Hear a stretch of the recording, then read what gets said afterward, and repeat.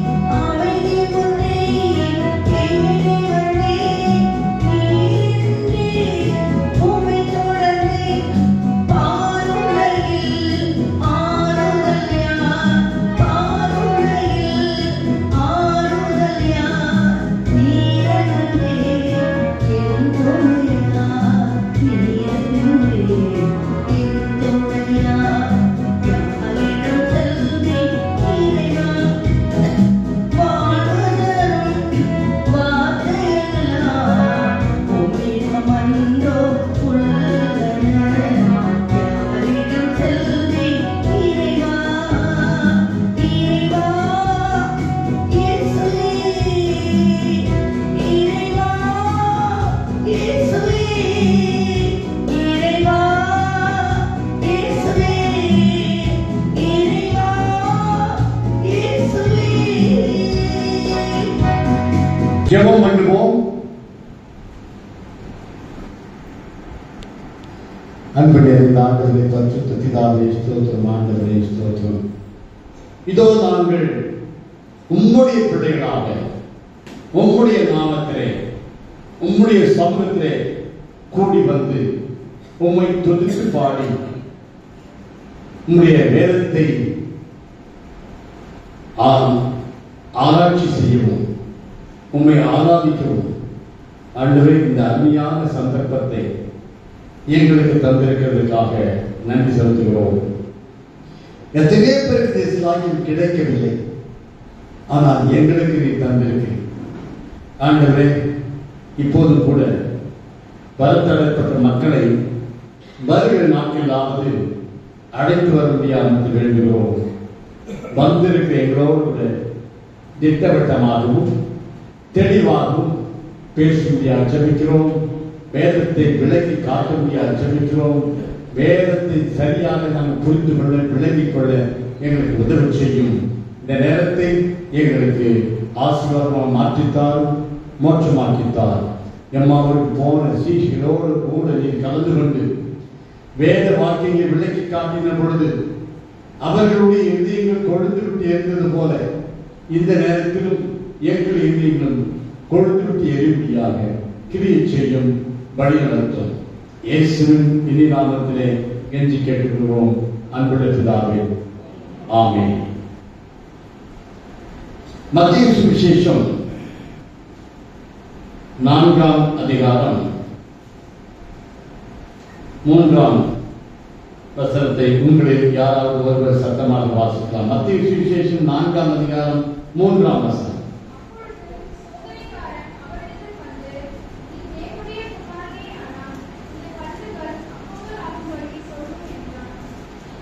அப்பொழுது சோதனைக்காரன் அவரிடத்தில் வந்து, நீ தேவனுடைய குமாரனே ஆனால் இந்த கல்லுகள் அப்பங்களாகும்படி சொல்லும் என்றார். இந்த 2 நாட்களிலே நாம் இயேசுவின் சோதனை குறித்து தியானித்துக் கொண்டு வருகிறோம். இயேசுவின் சோதனை பற்றி ஒவ்வொரு நாளும் ஒவ்வொரு தலைப்பிலே நாம் தியானித்துக் கொண்டு வருகிறோம். கடந்த சனிக்கிழமை நாம் எந்த தலைப்பில் தியானித்தோம்?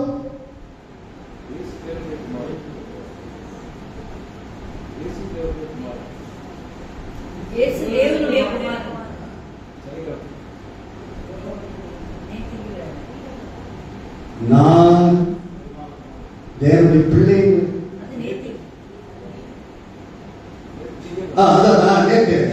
நேற்று தான் கேட்கிறேன். நான் சனிக்கிழமை இயேசு தேவனுடைய குமாரன் என்பதை குறித்து தியானித்தோம். நேற்று தினம் நான் தேவனுடைய பிள்ளை. எல்லாரும் மாறுடைய கையை வலது கை வைத்து சொல்லுங்கள், நான் தேவனுடைய பிள்ளை. இன்னும் சொல்லுங்க, நான் தேவனுடைய பிள்ளை. நான் தேவனுடைய பிள்ளை. இது விசுவாச அறிக்கை. இது நம்முடைய விசுவாச அறிக்கை. நான் தேவனுடைய பிள்ளை என்பது நாமாகவே சொல்லிக் கொள்வதல்ல. இதை நாம் சொன்னது யார்? ரோமர் 8ஆம் அதிகாரம். ரோமர் 8ஆம் அதிகாரம்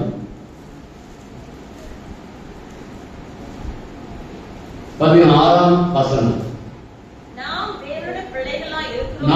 தேவனுடைய பிள்ளைகளாய் இருக்கிறோம் என்று ஆவியானவர் தாமே நம்முடைய ஆவியுடன் கூட சாட்சி கொடுக்கிறார். நாம் தேவனுடைய பிள்ளைகள் என்று ஆவியானவர் தான் நமக்கு கூட சாட்சி கொடுத்திருக்கிறார். நாமவே நான் தேவனுடைய பிள்ளை என்று சொல்லிக் கொள்வதல்ல. அப்படி சொல்லிக் கொள்ள முடியாது. அது யார் வேண்டும் இருந்தாலும் சொல்லிக் கொள்ளலாம். ஆனால் நம்முடைய ஆவியோட கூட ஆவியானவர் சாட்சி கொடுத்தது நான் தேவனுடைய பிள்ளை என்பதால். அதனால நான் தேவனுடைய பிள்ளை, அதனால நான் தேவனுடைய பிள்ளை இதை விட்டுள்ளார். இதுதான் நம்முடைய விசுவாச அறிக்கை, இதுதான் நம்முடைய விசுவாச கப்பல். இந்த விசுவாச கப்பல் தான் நம்மை பரலோகத்துக்கு கொண்டு போய் சேர்க்கும். அதனால அப்போ உலகத்திற்கு அவ்வளவு பேர் தேவனுடைய பிள்ளைகள் கிடையாதா? இல்லை. உலகத்திற்கு அவ்வளவு பேர் தேவனுடைய பிள்ளைகள் என்று வேதம் கூறவில்லை. சிலர் அப்படிதான் சொல்றாங்க, உலகத்தில் இருக்க அவ்வளவு பேர் தேவனுடைய பிள்ளைகள் தானே என்று சிலர் சொல்லுகிறார்கள். ஆனால் வேதம் அப்படி சொல்லவே இல்லை. நாம் சொல்வதெல்லாம், நான் உங்களுக்கு கற்றுக் கொடுத்ததெல்லாம், நான் உங்களுக்கு கற்பித்ததெல்லாம் இந்த பரிசுத்த வேதாகமம் என்ன சொல்லுகிறதோ அதை தான் சொல்லுகிறேன். பரிசுத்த வேதாகமம் சொல்லாததை நான் சொல்வதில்லை. பரிசுத்த வேதாகமம் சொல்லாததை நான் நம்புவதில்லை. பரிசுத்த வேதாகமம் சொல்லாததை யார் சொன்னாலும் அதை நான் ஏற்றுக்கொள்வதில்லை. பரிசுத்த வேதாகமம் சொல்லாததை பரலோகத்திலிருந்து தேவதூதனே வந்து சொன்னாலும் அப்போஸ்தலன் பவுல் அவன் யார் என்று சொல்லுகிறார்? அவன் யார் என்று சொல்லுகிறார்? சொல்லுது, கவனிச்சீங்களா? தேவதூதனே வந்து சொன்னாலும் கூட பவுல் என்ன சொல்றாரு? அவன் சொல்லிக் கொடுத்தேன், அவன் சபிக்கப்பட்டவன். அது கலாத்தியர்ல வருது. அதுக்கப்புறம் நீங்க தேடி இப்ப வீட்டுல போயிட்டு தேடி நாளைக்கு வந்து சொல். அப்போஸ்தலன் பவுல் அவர் தேவனுடைய வார்த்தையை சொல்லுகிறார். அவர் இஷ்டத்துக்கு தன் சுயத்தில் சொல்லவில்லை, அவர் மாம்சத்திலே சொல்லவில்லை. அப்போஸ்தலன் பவுல் அவர் ஆவியானவர் தனக்கு கற்று வேதத்தில் எல்லாமே மனுஷன் மாம்சத்திலே எழுதினவை அல்ல. மாம்சத்தை மனுஷியத்திலே இந்த வேதம் எழுதப்படவில்லை. இதை எழுதினது மனிதர்கள் தான். ஆனால் மனிதர்கள் சொந்த கருத்துக்களை எழுதவில்லை, அவர்கள் மனித பந்தத்தை எழுதவில்லை. இதை அங்கே ரெண்டு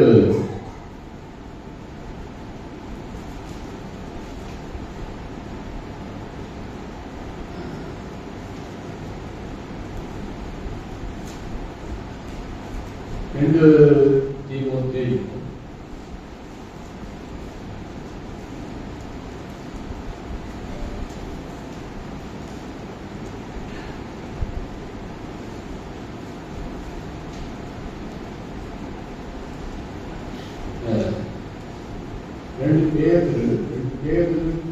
1 அதிகாரம்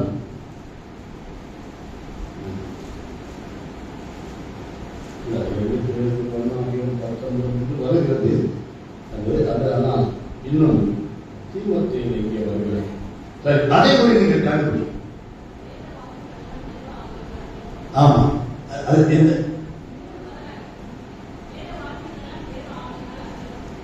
ஆமா, அது என்னமா?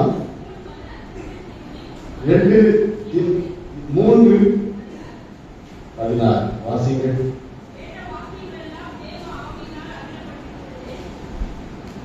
அதனால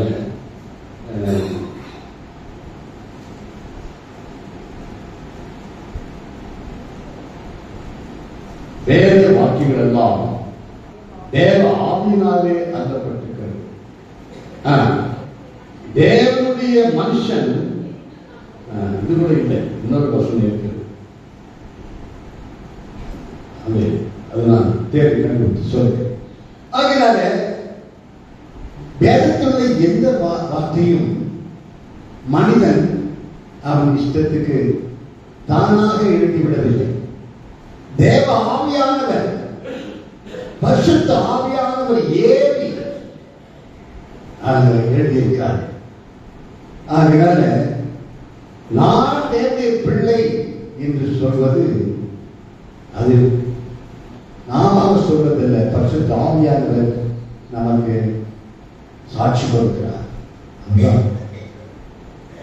தேவன் இயேசுவை குறித்து சாட்சி கொடுத்தார். இயேசு கிறிஸ்து ஞானஸ்நானம் பெற்று கரையேறின போது தேவன் இயேசுவை குறித்து கொடுத்த சாட்சி என்ன? வானத்திற்கு சத்தம் உண்டாகி, இவர் என்னுடைய நேசகுமாரன். அப்படின்னா இயேசு யார்? இயேசு தேவனுடைய குமாரன். இதைத்தான் பிசாசு இங்கே சோதிக்கிறார். நீ தேவனுடைய குமாரனை ஆனால் இந்த கல்லுகள் அப்பங்களாகும்படி சொல்லும் என்று சொல். இதுதான் சோதனை. இயேசுவை இந்த அடிப்படையில் சொல்கிறார். அதாவது இயேசு தேவனுடைய குமாரன் என்பது இயேசுக்கு நன்றாக தெரியும். தேவனே அதை சாட்சி கொடுத்திருக்கிறார், அறிக்கையிட்டிருக்கிறார், சொல்லியிருக்கிறார். அதுபோல நாம் தேவனுடைய பிள்ளைகள் என்று தேவ ஆவியானவர் நமக்கு சாட்சி கொடுத்திருக்கிறார். எப்படி பிசாசு இயேசுவிடத்தில் வந்து நீ தேவனுடைய குமாரனே ஆனால் ஒரு சந்தேகத்தை உண்டு பண்ணும் வகையிலே பிசாசு சோதிக்கிறான். அதாவது தேவனுடைய வார்த்தையை அவன் மாற்ற விரும்புகிறான், புரட்ட விரும்புகிறான். அங்கே அநேகர் இப்படித்தான் தேவனுடைய வார்த்தையை புரட்டுகிறார். வேதம் ஒன்று சொல்லி இருக்கும், இவன் வேற ஒன்று போதிப்பார்கள். அதாவது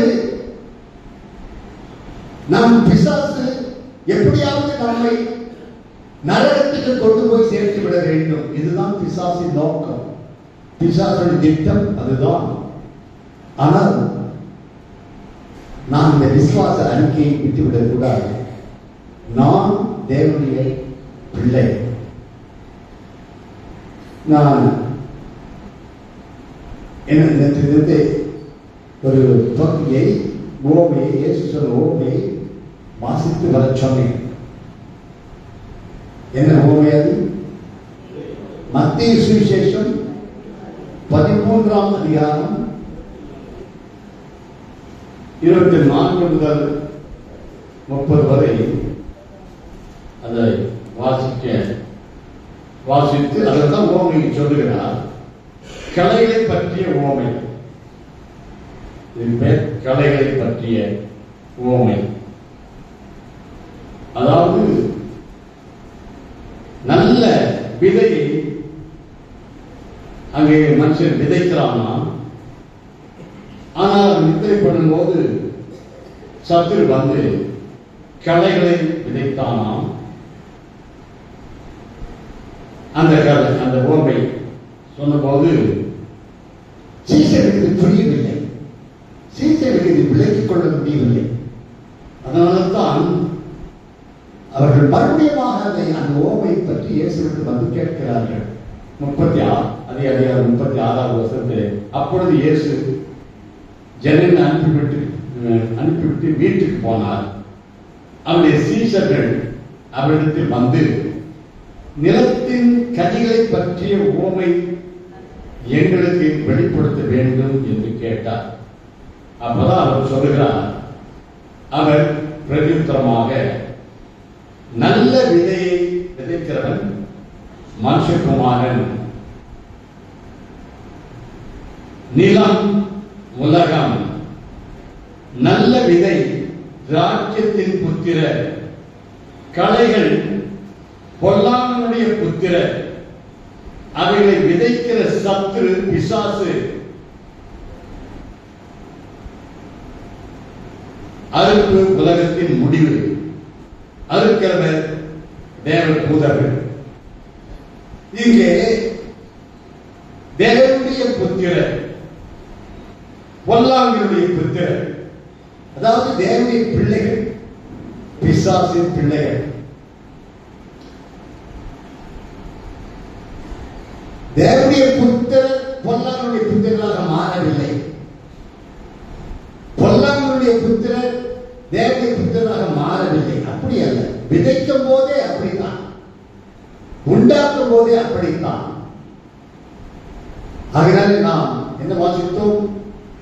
1 யோவான் 3:10 இதனாலே தேவனுடைய பிள்ளைகள் இன்னார் என்றும் பிசாசின் பிள்ளைகள் இன்னார் என்றும் வெளிப்படும். இப்போ உலகத்தில் இருக்கிற எல்லா மக்களையும் வேதம் இரண்டாக பிரிக்கிறது.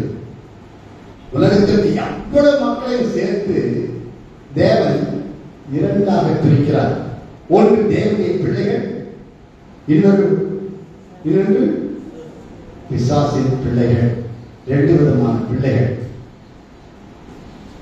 நான் கடைசியாக நேற்று தினத்தில் முடிக்கும் போது நான் தேவனுடைய பிள்ளை என்ற விசுவாசத்தோடு நான் சொல்ல வேண்டும். இந்த விசுவாசத்தை விட்டு நம்மை விலக்க முடியாத பிசாசு முயற்சி செய்கிறார். அநேகர் கர்த்தர் சொல்கிறது, அநேகர் இந்த விசுவாசம் ஆகிய கப்பலை சேதப்படுத்தினார்கள். இந்த விசுவாசம் ஆகிய கப்பலை பிசாசானவன் எப்படியாவது சேதப்படுத்தி விட வேண்டும். அப்படி சேதப்படுத்தி விட்டு நம்ம எப்படியாவது நரகத்தில் கொண்டு போய் சேர்க்க வேண்டும் என்று பிசாசு திட்டம் போட்டுக் கொண்டிருக்கான்.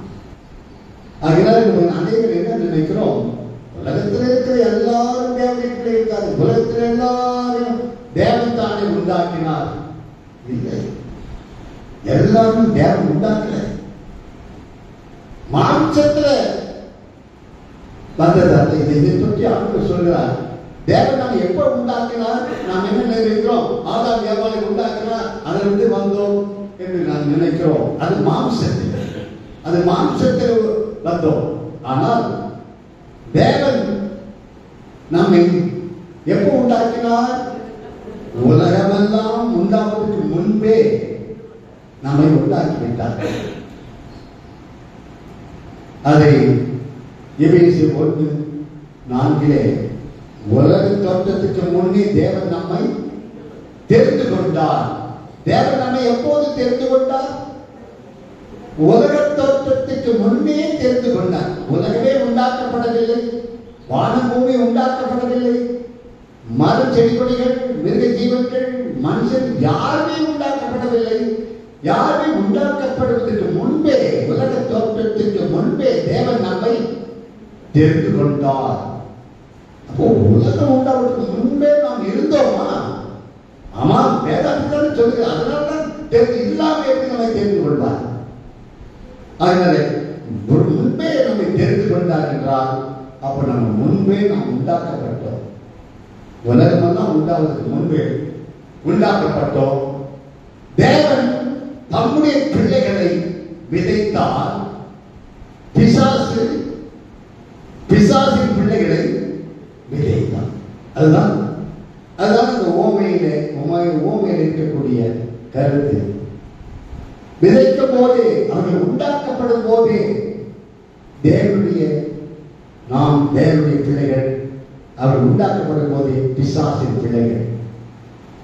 எந்த பிசாசின் பிள்ளையும் தேவனுடைய பிள்ளையாக மாற முடியாது. எந்த தேவனுடைய பிள்ளையும் பிசாசின் பிள்ளையாக மாற முடியாது.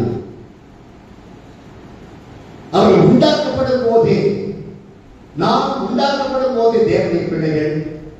பிசாசின் பிள்ளைகள் உண்டாக்கப்படும் போதே பிசாசின் பிள்ளைகள்.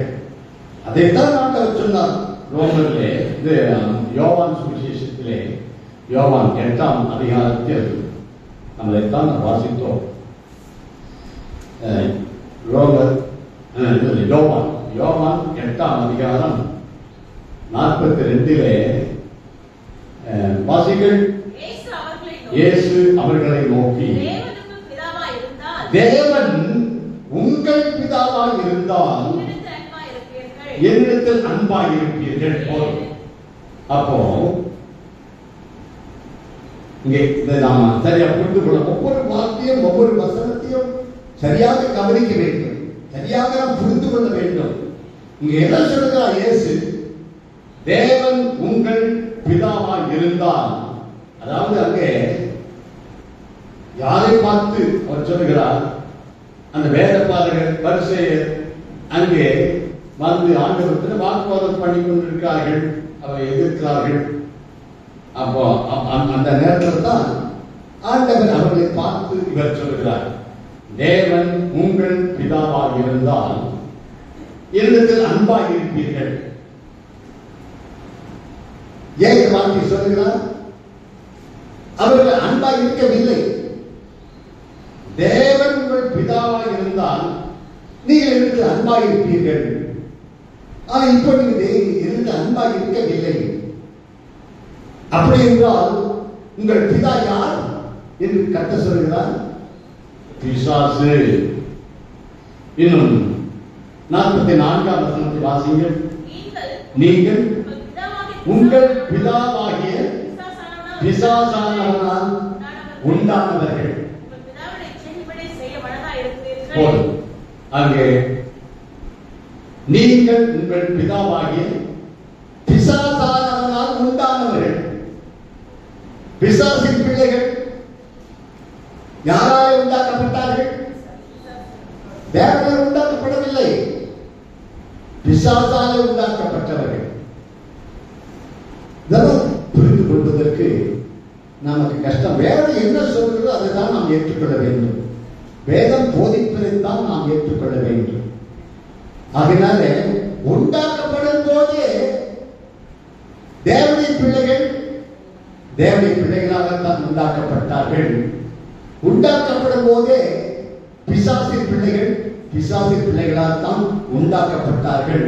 தேவனுடைய பிள்ளைகள் உண்டாக்குவது யார்? தேவன். பிசாசின் பிள்ளைகள் உண்டாக்குவது யார்? பிசாசு. நான் ஏதாவது மாற்றி சொல்லுகிறேன்னா, வேதத்தை நான் ஏதாவது புரட்டுகிறேன்னா சொல்லுங்க, நீங்க தான் சொல்லுங்க. நான் ஏதாவது வேதத்தை மாற்றி சொல்லுகிறேனா? வேதத்தை இல்லாததை சொல்லுகிறேனா? வேதம் என்ன போதிக்கிறதோ அதைத்தான் நான் போதிக்கிறேன். இதை இன்னும் சரியாக நாம் புரிந்து கொள்ள வேண்டும் என்றால், ஆவியானவர் நமக்கு நாம் தேவை பிள்ளை என்று சாட்சி கொடுக்கிறார். அது ஒன்று. அது மட்டுமல்ல, நம்முடைய ஆவியே நான் தேவனுடைய பிள்ளை என்று நமக்கு சாட்சி கொடுக்கிறது. அது மட்டுமல்ல, நான் ரட்சிக்கப்பட்டவன், இயேசு எனக்குள் இருக்கிறார். இதெல்லாம் விசுவாச அறிக்கை. இதெல்லாம் நாம் தேவனுடைய பிள்ளைகள் என்பதற்கு ஆதாரம். அது மட்டுமல்ல, தேவன் என்னை ரட்சித்திருக்கிறார் அப்படின்னா என்ன அர்த்தம்? ரட்சிப்புனா என்ன அர்த்தம்? ரட்சிப்புனா என்ன அர்த்தம்? பாவங்களிலிருந்து விடுதலையாக்கப்படுவது. பாவ மன்னிப்பை பெற்றுக்கொள்வோம். வெறும் பாவ மன்னிப்பை பெற்றுக் கொள்வது மட்டுமல்ல, பாவத்திலிருந்து விடுதலை. நாம் பரிசுத்தமாக்கப்பட்டு இருக்கிறோம். நாம் பரிசுத்தவான்கள் என்று வேதம் கூறுகிறது. நாம் தேவனுடைய பிள்ளைகள் மட்டுமல்ல, நாம் பரிசுத்தவான்கள். அப்ப நாம் எப்படி வாழ வேண்டும்?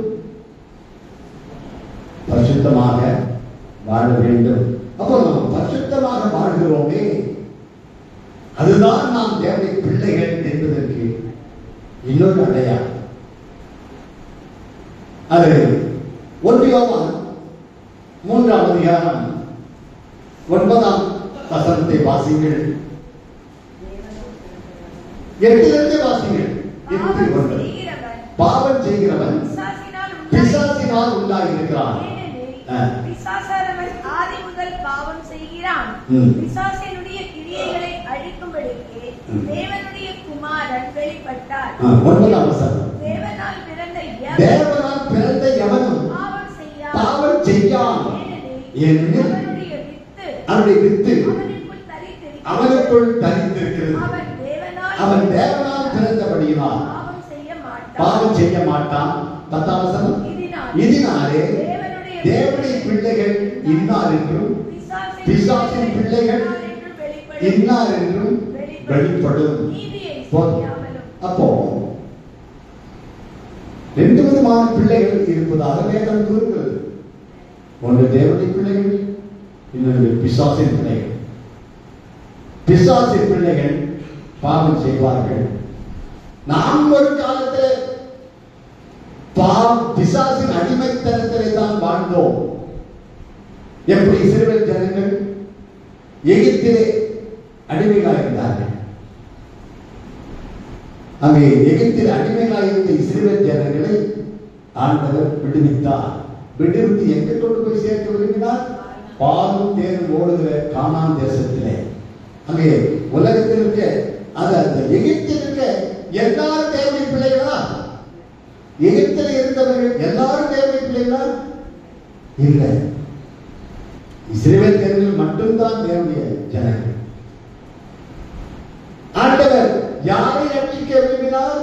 எகிப்திலிருந்து எகிப்தியரை ரட்சிக்க விரும்பினாரா? விடுதலையாக்க விரும்பினாரா? இல்லை. தேவனுடைய நீங்க பேசணும், நீங்க சொல்லணும். நான் கேள்வி கேட்கும் போது நீங்க வாய்ப்பு சத்தமாக சொல்லணும். நீங்க சொல்லாம கம்பு இருந்தா தூக்கம் வந்துடும். அதனால வாய்ப்பு சத்தமாக சொல்லுங்க. அது அறிக்கையிடணும். அறிக்கையிடும் போது பிசாசுக்கு விசுவாசத்தை ஒண்ணும் பண்ண முடியாது, அசைக்க முடியாது. நீங்க வாயத்திலிருந்து அறிக்கையிடும். விசுவாசத்தினாலே அது அறிக்கை பண்ணுவதனாலே நம்ம விசுவாசம் பலப்படுகிறது. அதனால சொல்லணும். அதனால நாம் நம்மை இஸ்ரவேல் ஜனங்களை மட்டும்தான் மோசேயை கொண்டு எகிப்திலிருந்து விடுதலையாக்கி கொண்டு போனார். எல்லாரையும் அது இஸ்ரவேல் ஜனங்களை ரட்சிக்கும்படியாகத்தான் தேவன் இறங்கினார். எல்லாரையும் ரட்சிக்க விரும்புவது. அதுபோல உலகத்தில் இருக்கிற அவ்வளவு மக்களையும் ஆண்டவர் ரட்சிக்கவில்லை, ரட்சிக்க விரும்பவில்லை. தேவன் யாரை ரட்சிக்க விரும்பினார்? தேவனுடைய பிள்ளைகளை. மத்தேயு 1:21 வாசிங்கள். மத்தேயு 1:21. அவன் ஒரு குமாரனை பெறுவான், அவருக்கு இயேசு என்று பெயரிடுவாயாக. ஏனெனில் அவர் தமது ஜனங்களின் பாவங்களை நீக்கி அவர்களை ரட்சிப்பார் என்றான். யாரை ரட்சிப்பார் என்று சொன்னான்? அவர் தமது ஜனங்களை. தேவனுடைய பிள்ளை தமது ஜனங்கள் என்றால் உலகத்துக்கு அவ்வளவு தருமா? இல்லை, உலகத்துக்கு அவ்வளவு தரும் கிடையாது. உலகத்திற்கு அவ்வளவு தேவனுடைய பிள்ளைகள் ரட்சிக்க முடியாது. தான் ஆண்டவர் வந்தார். பாவிகளை ரட்சிக்க கிறிஸ்து உலகத்தில் வந்தார் என்று வாசிக்கிறோமே. உலகத்திற்கு அவ்வளவு பெரிய ரட்சிக்க வந்தாரா? இல்லை. உலகத்தில் இருக்கிற அவ்வளவு தேவனுடைய பிள்ளைகளும் ரட்சிக்க வந்தார். உலகத்தில் இருக்க அவ்வளவு தேவனுடைய பிள்ளைகளையும் ரட்சிக்கத்தான் இயேசு வந்தார். உலகத்திற்கு அவ்வளவு பேரையும் ரட்சிக்க வந்தார். அப்படி அல்ல. உலகத்திற்கு அவ்வளவு பேரையும் ரட்சிக்க வந்தார் என்றால் அப்ப இயேசுவுக்கு தோல்வியாகிறது. ஏனென்றால் உலகத்திற்கு அவ்வளவு பேரும் பரலோகம் வரப்போவதில்லை. உலகத்துக்கு அவ்வளவு பேரும் பரலோகம் வந்துருவாங்களா? வர முடியாது. கேட்டுக்கு போகிறவர்கள் 2 வாசல் சொன்னாரு. கேட்டுக்கு போகிறவர்கள் அநேகர். அங்கே ஜீவனுக்கு போகிறவர்கள் சிலர். 2 வாசல் சொன்ன அங்கே மத்திய 7 வாசல் மத்திய விசேஷம்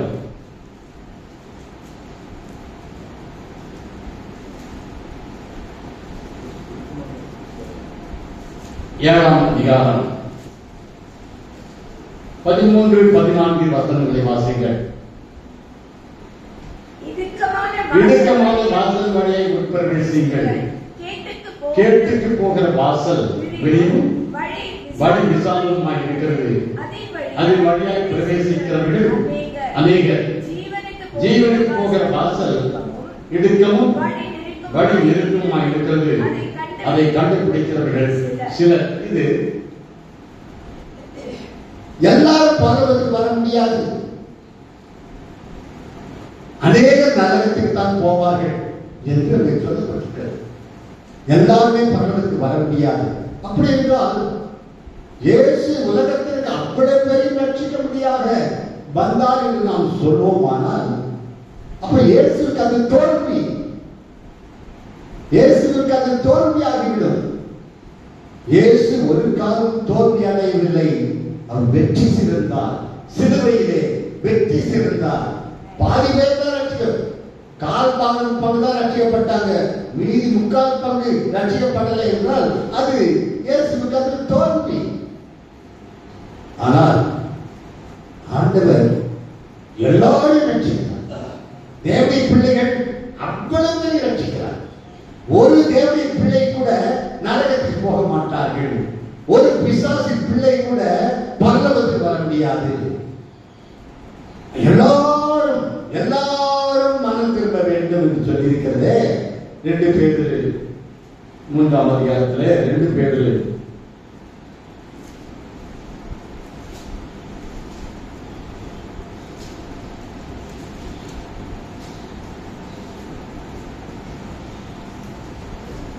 2 பேதுரு 3ஆம் அதிகாரம் 9ஆம் வசனத்தை வாசியுங்கள். தாமதிக்கிறார் என்று சிலர் எண்ணுகிறபடி கர்த்தர் தமது வாக்குத்தத்தத்தை குறித்து தாமதமாயிராமல் ஒருவரும் கெட்டு போகாமல் எல்லாரும் மனம் சொல்ல வேண்டும் என்று விரும்பி நம்மே நீடிய பொறுமையுள்ளவராக இருக்கிறார். ஆண்டவர் வருகையில் தாமதிக்கிறாராம், நீடி பொறுமையா இருக்கிறாராம், தாமதிக்கிறாராம். அதுக்கு காரணம் என்ன? எதுக்காகமா? எல்லாரும் அது வசந்த பார்த்து சொல்லுங்க. எல்லாரும் மனம் திரும்ப வேண்டும். எல்லாரும் உலகத்திற்கு அவ்வளவு பெருமா இல்ல, உலகத்திற்கு அவ்வளவு பேர் மனத்துக்கு பகலும் வந்து விடுவார்களா? இல்ல, வர முடியாது. எல்லாரும் என்றால் யார் என்ற எல்லாரும்? தேவனுடைய பிள்ளைகள் எல்லாரும், தேவனுடைய பிள்ளை எல்லாரும் மனம் திரும்ப வேண்டும் என்றுதான் ஆண்டவர் நீதியை பொறுமையுள்ளவராக இருக்கிறார். ஒருவரும் கெட்டு போகக்கூடாது. இதோ யோவான் சொன்னாரே, இதோ உலகத்தின் பாவத்தை சுமந்து தீர்க்கிற தேவ ஆட்டுக்குட்டி சொன்னாரே. உலகத்திற்கு அவ்வளவு பாவத்தை போக்கவா வந்தார்? இல்லை, உலகத்தில் இருக்கிற அவ்வளவு தேவனுடைய பிள்ளைகள், அதுதான் அதனுடைய அர்த்தம். அதனால உலகத்திற்கு அவ்வளவு போகணும். ஆண்டவர் லட்சியத்தை பரவத்துக்கு கொண்டு போவதில்லை.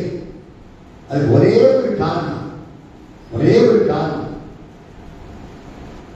உலகத்தில் இருக்க அவ்வளவு பேரும் தேவனுடைய பிள்ளைகள் அல்ல, பிசாசின் பிள்ளைகள். ஆண்டவர் யாரை ரட்சிக்க வந்தார்? தேவனுடைய பிள்ளைகளை ரட்சிக்க வந்தாரா? பிசாசின் பிள்ளைகளை ரட்சிக்க வந்தாரா? பிசாசின் பிள்ளைகளை எதுக்காக அவர் ரட்சிக்க போகிறார்? அவருடைய சித்தம் அது இல்லை, தேவனுடைய பிள்ளைகள். இதை இன்னும் கொஞ்சம் நன்றாக விளங்கிக் கொள்ள வேண்டும் என்றால், ரட்சிப்பை பற்றி நீங்கள் விளங்கிக் கொள்ள வேண்டும். ரட்சிப்பு கிரியையினாலையா கிருபையினாலையா? சொல்லுங்க. ரட்சிப்பு கிரியையினாலையா கிருபையினாலையா? சத்தமா சொல்லுங்க. என் காது வயசாகி போச்சு, காது சரியா கேட்கல, நீங்க சத்தமா சொல்லுங்க. கிருபையினால்தான். அப்படின்னா என்ன அர்த்தம்? நாமே ரட்சிக்கப்படுகிறோமா? ஆண்டவர் ரட்சிக்கிறார். நாமே நம்மை ரட்சித்துக் கொள்ள முடியாது. அப்ப நம்மை ரட்சிப்பது யார்?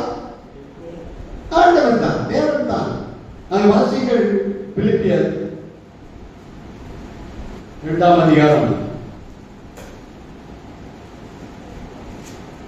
பிலிப்பியர் 2ஆம் அதிகாரம் 8-9. அவர் மனுஷ ரூபமாய் காணப்பட்டு மரண பரியந்தம், அதாவது சிலுவையின் மரண பரியந்தம். 2ஆம் அதிகாரம் 8. பிலிப்பியர் இல்ல, சாரி, இது எபேசியர் 2ஆம் அதிகாரம் 8-9. கிருபையினாலே விசுவாசத்தை கொண்டு ரட்சிக்கப்பட்டீர்கள். இது உங்களால் உண்டானதல்ல, இது தேவனுடைய ஈவு. ஒருவரும் பெருமை பாராட்டாதபடிக்கு இது கிரியினாலே உண்டானதல்ல. இப்ப ரட்சிப்பு கிரியினாலேயா கிருபையினாலேயா? கிருபையினாலே. அப்படின்னா என்ன அர்த்தம்? நாமே பெருமை பாராட்டாதவர்களுக்கு நாமே ரட்சித்துக் கொள்ளல, நாமே ரட்சித்துக் கொள்ள முடியாது. நம்மை ரட்சித்தது யார்? தேவன். அவர் நம்மை ரட்சித்தால்தான் நாம் ரட்சிக்கப்பட முடியும். தேவன் நம்மை ரட்சிக்கவில்லை என்றால் நாம் ரட்சிக்கப்படவே முடியாது. அப்போ தேவன் யாரை ரட்சித்தார்? தேவனுடைய பிள்ளைகள் தான் ரட்சித்தார். ஏன் தேவனுடைய பிள்ளை ரட்சித்தார்? அது தேவனுடைய பிள்ளைகள்.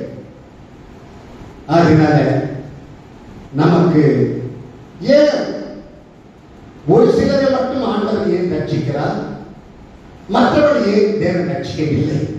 காரணம் ஏன்? அப்ப தேவன் பட்சபாதம் உள்ளவரா? தேவன் பட்சபாதம் உள்ளவரா? அவர்தான் ரட்சிக்க முடியும். அப்ப எல்லாரும் ரட்சிக்கலாமே, எல்லாரையும் ரட்சித்து எல்லாரும் பரலோகத்துக்கு கொண்டு போகலாமே. அப்படியே எல்லாரும் ரட்சிக்காமல் ஒரு சிலர் மட்டும் ரட்சித்து பரலோகத்துக்கு கொண்டு போகிறார், மற்றவர்களை ரட்சிக்காமல் விட்டு விடுகிறார். காரணத்தை கண்டுபிடியுங்கள். ஒரே காரணம், நாம் தேவனுடைய பிள்ளைகள், அதனால நம்மை ரட்சித்தார். ரட்சிக்கப்படாதவர்கள் அவர்கள் பிசாசின் பிள்ளைகள், அதனால் அவர்கள் ரட்சிக்கவில்லை. புரியுதுங்களா? இந்த ஆண்டவரை விசுவாசிக்கிறோம், விசுவாசித்தாதான் ரட்சிக்கப்பட முடியும். ஆண்டவரை விசுவாசிக்கவில்லை என்றால் ரட்சிக்கப்படவே முடியாது. அப்ப இந்த விசுவாசத்தை நமக்கு கொடுக்கிறதே இயேசுதான். வாசிங்கள் எபிரேயர் 12:1. எபிரேயர் 12:1. விசுவாசமானது நம்பப்படுகிறவர்களின் உறுதியும் காணப்படாதவைகளின் நிச்சயமுமாய் இருக்கிறது.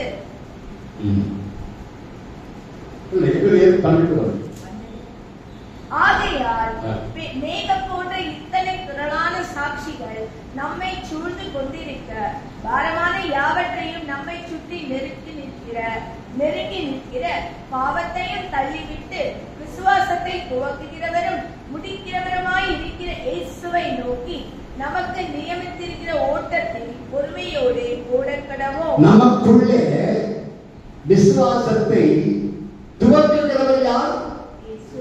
இயேசு. விசுவாசத்தை துவக்குகிறவரும் முடிக்கிறவருமாகிய இயேசுவை நோக்கி நமக்கு நியமிக்கப்பட்டிருக்கிற ஓட்டத்தில் பொறுமையோடு ஓடக்கடவோம். அப்போ நமக்குள்ளே விசுவாசத்தை நாம் ரட்சிக்கப்படுவதற்கு நமக்குள்ளே விசுவாசத்தை உண்டாக்கினதே யார்? இயேசு. அவர் நமக்கு மட்டும் அந்த விசுவாசத்தை உண்டாக்கினார், எல்லாருக்கும் அந்த விசுவாசத்தை ஏன் உண்டாக்கவில்லை? ஒரே ஒரு நாம் தேவனுடைய பிள்ளை. தேவனை அல்லாமல் ஒருவர் ரட்சிக்கப்பட முடியாது. அப்ப அவர்தான் நம்மை ரட்சிக்கிறார். அவர் நம்மை ஏன் ரட்சிக்கிறார் என்றால் நாம் தேவனுடைய பிள்ளை. எத்தனை பேர் ரட்சிக்கப்பட்டிருக்கிறீர்கள்? எத்தனை பேர் ரட்சிக்கப்பட்டிருக்கிறீர்கள்? சரி, கர்த்தர் ஏன் உங்களை ரட்சித்தார்? கர்த்தர் ஏன் உங்களை ரட்சித்தார்? கையை வச்சு சொல்லுங்க. நான் தேவனுடைய பிள்ளை, அதனால என்னை ரட்சித்தார். ஆண்டவர் பட்சபாதமே கிடையாது. தேவனுடைய பிள்ளை தான் அவர் ரட்சிப்பார். பிசாசின் பிள்ளை ஆண்டவர் ரட்சிப்பார். ஒரு பிசாசின் பிள்ளை கூட பரலோகத்துக்கு வர முடியாது. ஒரு தேவனுடைய பிள்ளை கூட நரகத்துக்கு போக முடியாது. கை வச்சு சொல்லி 3 வாரம் சொல்லி முடிப்போம். நான் தேவனுடைய பிள்ளை, நான் தேவனுடைய பிள்ளை. சத்தமா சொல்லுங்க, நான் தேவனுடைய பிள்ளை. இந்த விசுவாசத்தோடு சொல்லுங்க. கண்ணி மூடி கர்த்தருக்கு ஜெபம் பண்ணுவோம். உங்களில் யாராவது 2 பேர் நம்மை ஜெபத்தில் நடத்தும்படியாக கேட்டுக்கொள்கிறேன். ஜெபம் பண்ணுவோம்.